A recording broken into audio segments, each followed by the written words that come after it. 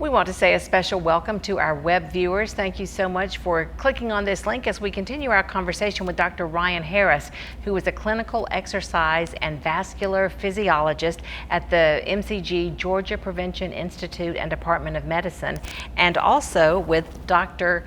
Xiaoling Wang, who is a genetic epidemiologist at the same place, I presume, and you all have been conducting this particular study. And tell us again briefly what the study is about. You have a special grant for this study about the muscles, right? So the big idea of this grant is really to understand how muscle health predicts cardiovascular disease risk.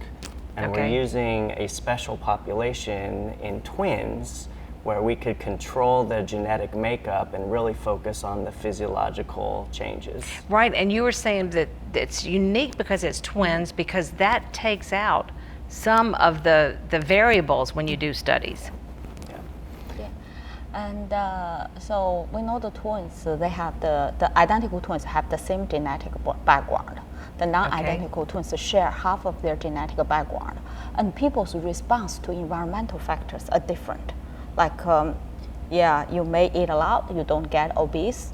So that's like, that's kind of determined by your genetic background. Okay. So if we're interested in how the environmental factors have effect on people, so we need to control the genetic background. Alrighty. Yeah, with the twin design, we can control the genetic background. That makes sense. That makes a lot of sense. And you have studied them at MCG for a number of years in different studies as well. Yeah. We will call them same study. It's the Georgia cardiovascular twin cohort. And so they have been with us since they are in the elementary school. So we are really thankful for what they have been done with us. They are precious, and so the goal has never changed. We want to identify the risk factors for cardiovascular disease at a young age. So this is where you start with twins in elementary school, and you are following them, and you're looking at the different factors that come into play. Through their decades. Through the decades. Right.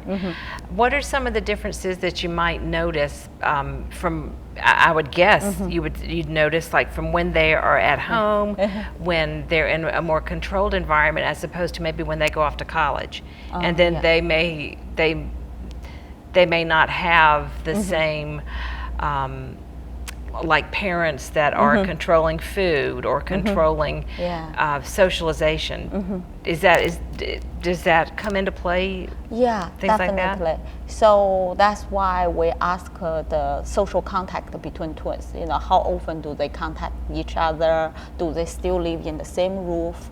Yeah. So we do have this questionnaire. Ask them their environment, and when they go to college, we know it.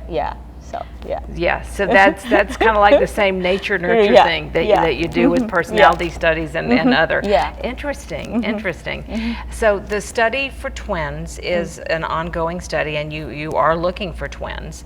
And how can any twins who may be watching this right now and think it would be interesting, who do they need to contact? So if they could reach out to Kimberly Norland at the Georgia Prevention Institute, she could be reached at 706-721-4053. And all they need to do is be twins. You said you're looking at identical twins, right? Or you're looking at identical and fraternal? Both identical and fraternal twins. Yeah. And so we also want to have the opportunity to say to our previous twins, you know, we don't know where you live right now, we're trying to find you. So if you happen to see that message, please feel free to contact us. Great, because you do like to keep up with twins that you have studied. Yeah, so, but at each follow-up, we add new twins. So, if you're interested in the study, please contact us too.